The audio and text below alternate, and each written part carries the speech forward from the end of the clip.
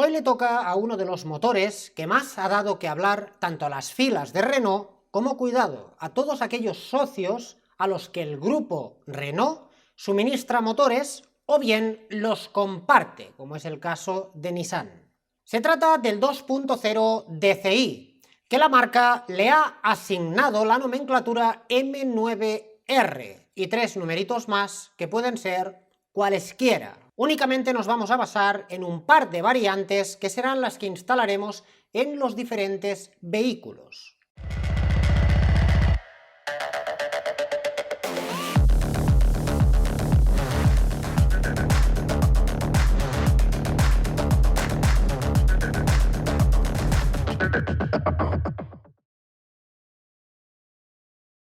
Este 2.0 DCi viene a sustituir al todopoderoso 1.9 DCi.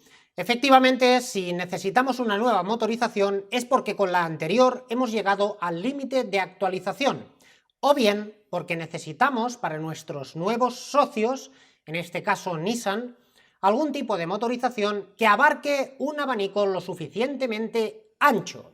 Es por esta cuestión que el 1.9 DCi, que todos conoceréis como F9Q, fue sustituido por un 2.0 DCi. ¿Por qué la sustitución? Por la versatilidad de este último. Además de ser capaz de cumplir con las normativas cada vez más opresivas, pues efectivamente es muy elástico y por tanto es capaz de poderse instalar en vehículos que van desde los 90 caballos hasta prácticamente los 200 caballos, pasando por los turismos, 4x4, furgones y absolutamente todo tipo de instalación en la que las marcas han querido instalarlo.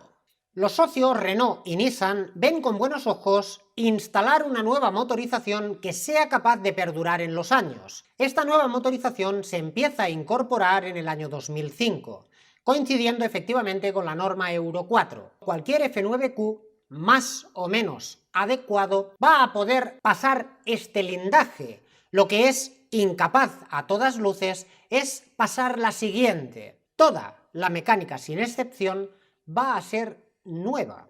La idea básica de poder cubrir un amplio abanico de modelos está muy bien, pero debemos ser conscientes que vamos a recibir ciertas limitaciones. Fijaos que no es lo mismo instalar una motorización en un turismo en el que estamos esperando unas reacciones impresionantes que en un vehículo industrial, que las reacciones quedan en un segundo plano y lo que nos interesa es disponer de un motor poderoso en bajos y que tenga una duración lo más longeva posible. Duros a 4 pesetas ya os he comentado 50.000 veces que no existen. Efectivamente hay ciertas distancias entre ellos, pero cuidado, no nos confundamos. El motor es el mismo.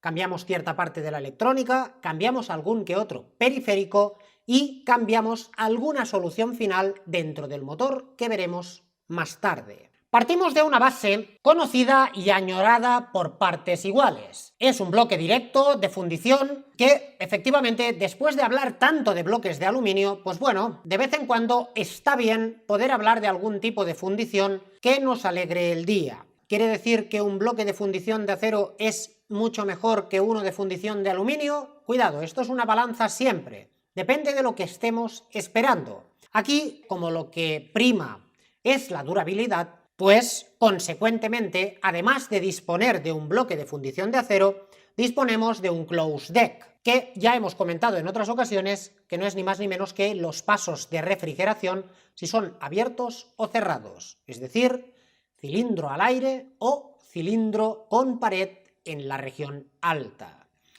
Esto es el pez que se muerde la cola. Si queremos un open deck, tendremos una refrigeración perfecta, pero tendremos cierta cantidad de dificultad en estabilizar la vibración del cilindro. En este caso, reiteramos la necesidad de una durabilidad extensa. Para poder ser holgada, la única solución plausible es que sea bloque de fundición y además closed deck. Si nos vamos a la región baja del bloque de motor, vamos a tener instalado un modelo de cigüeñal, bueno, más o menos tradicional. Cuidado, existen un par de variantes que os muestro en pantalla y que, bueno, imagino que los más metidos dentro de la mecánica ya veréis directamente por qué existen dos modelos. Para aquellos que no, durante el vídeo desvelaremos el motivo. Este cigüeñal, en ambos casos, dispone de 4 contrapesos completos, con lo que tendremos suficiente para mantener la estructura con unas vibraciones más o menos contenidas. Debemos conocer que es una de las piezas más exigidas de cualquier motor. Recibe los impactos de todos los cilindros y, por supuesto, tiene que tener un par de propiedades que por su naturaleza son antagónicas. Y esto es el principal problema de cualquier cigüeñal. Las dos necesidades principales de cualquier cigüeñal es que dispongamos de extrema dureza para evitar el desgaste prematuro. Pero por contra necesitamos un alto índice de torsión, y a algo que le estamos dando impactos, la necesidad número 1 es que permita cierta movilidad sin rotura, es decir, un límite elástico más o menos holgado.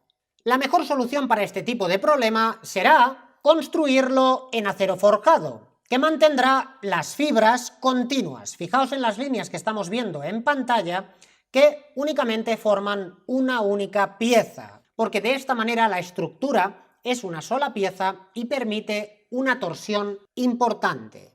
Para hacerse una idea de lo que estoy comentando, sería algo semejante a disponer de un alambre con la forma definida que necesitamos para realizar este tipo de cigüeñal. Lo demás será incluir cierta cantidad de alambres que iremos solapando unos con otros y que realizarán un seguimiento exacto del primer alambre. Todos ellos, cuando los tengamos construidos de forma global, tendrán mucha mayor resistencia a la torsión que si únicamente lo formamos con piezas individuales. Una vez cubierto el problema que tenemos con la torsión, nos queda superar un último problema, y es el desgaste. Debemos conocer que cualquier cojinete, y cuidado, esta es la parte importante, no rodamiento, hablamos de cojinete. Un cojinete somete a una fricción importante a ambas partes, tanto el propio cojinete como la pieza que está girando en su interior. En este caso disponemos de dos partes, los apoyos de bancada y también los muñones de biela. Lo que vamos a realizar es un endurecimiento superficial de esas zonas. De esta manera cubriremos ambos aspectos. La estructura sólida del propio cigüeñal permitirá cierta cantidad de torsión, indispensable para su labor. Por contra, dispondremos de un endurecimiento superficial que disminuirá al mínimo el desgaste que va a recibir esta pieza. El mismo cigüeñal aloja una de las piezas más importantes de cualquier mecánica moderna. La rueda fónica o rueda generatriz será la encargada de posicionarnos el ángulo exacto en el que se encuentra el cigüeñal, algo imprescindible para que el sistema de inyección sepa en qué lugar debe inyectar. En cuanto a la biela se refiere, vamos a disponer de un par de modelos. Efectivamente, la biela en sí es exactamente igual y la diferencia está en el tipo de bulón que vamos a emplear. La diferencia únicamente es que disponemos de 30 milímetros o 32 y que serán instalados en función del esfuerzo que debe realizar esa motorización, es decir, la construcción en base a la potencia de salida y los esfuerzos o impactos que debe recibir el conjunto alternativo. Efectivamente, si disponemos de un par de bielas, la solución habrá que completarla con un par de pistones mínimamente. Lógicamente, un bulón de 32 y un bulón de 30 deberán ir emparejados a un pistón acorde a las condiciones. En cuanto al pistón se refiere, pues no hay demasiada novedad en ello. Nos encontramos con una cámara central que os recuerdo que va en función de la posición en la que se encuentra el propio inyector, y también que esto es para mejorar el empuje y cómo realizamos la turbulencia en el interior de la cámara de combustión. El pistón está compuesto por unas fresaduras en la región superior que van a permitir poder ajustar el pistón lo más arriba posible sin interferencia con las propias válvulas, dado que éstas tendrán cierto grado de inclinación. En cuanto a la parte de los segmentos, dispondremos de un inserto que va a mejorar el desgaste que vamos a poder recibir en función del trabajo que debe ejecutar. Disponemos de una composición de segmentos que realmente es bastante escasa, pero suficiente para el trabajo que debe realizar. Disponemos también de una imprimación, que ya os he comentado en otras ocasiones, que tiene como propósito disminuir el impacto contra los cilindros y efectivamente también mejorar la eficiencia del mismo, puesto que si disminuimos la fricción, también consumimos menor cantidad de energía para el mismo propósito. Este par de orificios que vemos en el interior son porque disponemos de un anillo toroidal en la región interior de esta cámara de combustión. Es importante notar que sin este toro sería impensable poder retirar el calor que se genera en esta cámara de combustión. Y el encargado de todo ello será el aceite. Si recordáis, os he hablado de que existían dos modelos de cigüeñal, y decíamos que había una ligera diferencia entre ambos, indispensable según la aplicación. Efectivamente, se trata de incluir o no un piñón que va a transmitir la energía necesaria para poder mover los ejes equilibradores en caso de necesidad. No todas las funciones de esta motorización necesitan de forma indispensable incluir este tipo de equipamiento. Básicamente porque no es económico, y cuando digo económico no me limito únicamente al precio que vale, sino que además tiene un consumo energético que se traduce en consumo directo de combustible. Será en función de las necesidades finales de esa motorización. En cuanto a culata se refiere, disponemos básicamente de dos modelos en función de la norma, y en ellas encontraremos algunas novedades que, como mínimo, para esa época, y hablamos del 2005, sí lo eran. Se trata de una culata de 16 válvulas, es decir, 4 por cilindro, que tendrán ciertas ventajas en versatilidad de este motor. Debemos ser conscientes que cualquier motorización que instalemos en un automóvil tendrá diferentes necesidades en función de si va a trabajar a 2000 revoluciones por minuto o a 4000, porque la velocidad de los gases de entrada y salida será distinta. Bien, la instalación de una culata de 16 válvulas no es algo novedoso. Si bien es cierto que antiguamente existía un algo que todos habréis vivido, que es que una culata de 8 válvulas tenía muchos bajos y una de 16 válvulas muchos altos. Y no hay término medio, o eliges una cosa o eliges la otra. En la actualidad, y desde hace 20 años ya, el hecho de aplicar este tipo de solución de 16 válvulas no nos penaliza en bajos, porque los fabricantes han encontrado cierta cantidad de soluciones, como por ejemplo esas magníficas mariposas que tanto adoran los señores de BMW y también sus clientes, efectivamente, no nos olvidemos de ellos, y bueno, los mecánicos podemos incluirnos también en adorar esa mecánica. Sorna aparte, es muy necesario incluir este tipo de solución para poder mantener esas magníficas turbulencias que recibimos dentro del cilindro. El orden en este aspecto es imprescindible, porque de lo contrario no tendríamos la velocidad necesaria para emparejar oxígeno y combustible, y si no está bien emparejado, las emisiones no las cumplimos ni haciendo trampa. Para poder lograr esto hay básicamente tres soluciones. Una es las mariposas, las que hemos comentado, otra es distintos tamaños en cada cilindro, es decir, disponemos de dos válvulas de admisión y podemos incorporar distintos tamaños de entrada de gases a cada una de ellas. De esta manera, iniciaremos un recorrido distinto a velocidades distintas para los gases de entrada. Existe otra, que es incorporar distintas longitudes de acceso. Cualquiera de ellas es válida y más o menos equivalente. ¿Y cuál es la mejor? Pues bueno, pese a quien le pese, la de las mariposas es la mejor, pero sucede que tiene ciertos inconvenientes además del precio. En esta ocasión se opta por recorridos de distinta longitud y también el acceso con distinto tamaño. Esto nos garantiza un flujo de trabajo bastante amplio con un coste bastante reducido. Fantástico para la marca y también para el usuario, que en rara ocasión tendrá un problema motivado por esta razón. Como os decía, la culata está formada en un par de partes. Tenemos un cuerpo, que es la región baja, y en la región superior disponemos de una tapa enteriza. Esta tapa nos va a ayudar a poder alojar un par de árboles de levas. Estos árboles de levas necesitan cierto ajuste. Cuando digo cierto ajuste, es para todos aquellos amantes de la silicona. Debemos conocer que la tolerancia que dejaremos entre la superficie de acople de la propia tapa y la de la culata debe ser muy reducida.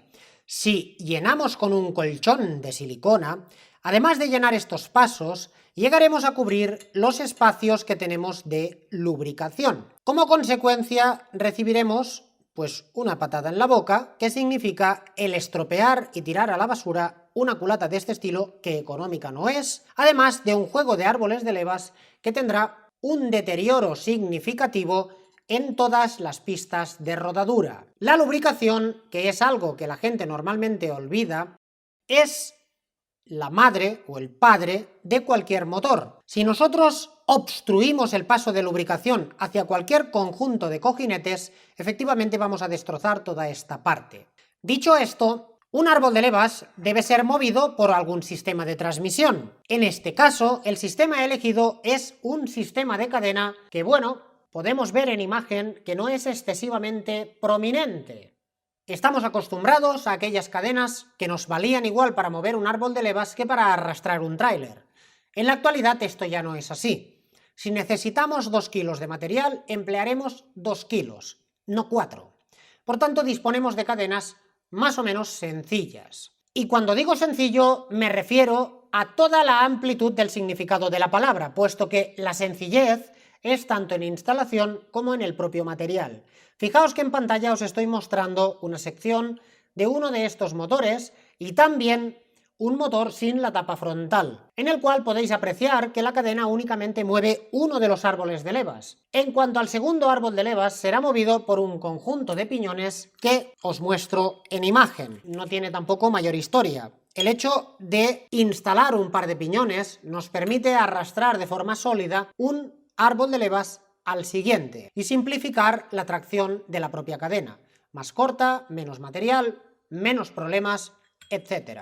El M9R es especialmente crítico con esto. Debemos conocer el hecho de que cualquiera de estas cadenas es bastante sonora. Quiero decir, cuando empieza a estirarse, parece que tenemos ahí dentro una caja de herramientas suelta. El sonar metálico de vaivén de la propia cadena tiene que alertarnos como conductores que tenemos un problema. Si nosotros no lo advertimos, no esperemos que otro lo haga. Este motor en especial es algo muy repetitivo que automáticamente vamos a romper, en el mejor de los casos, cuidado, en el mejor de los casos, todos los balancines, taqués, el propio sistema de distribución, y vamos a tener una factura abultada. Cuando en realidad, únicamente desmontando una tapa y cambiando un sistema de distribución, que de otro lado es bastante económico, lo tendríamos solucionado.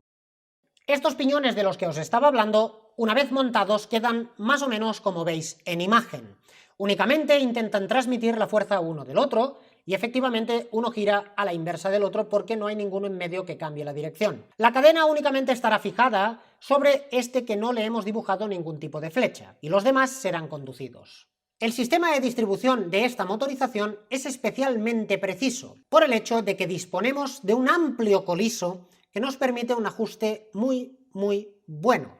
Pero cuidado, es tan bueno como el utillaje y la pericia que empleemos en ello. Si no disponemos del utillaje específico para el calado de la distribución, pues nos vamos a ir olvidando de esa precisión que esperamos del propio motor. ¿Es indispensable instalar una cadena de distribución con el utillaje? Pues sí, lo es. Cualquier otra cosa es tosca y chapucera.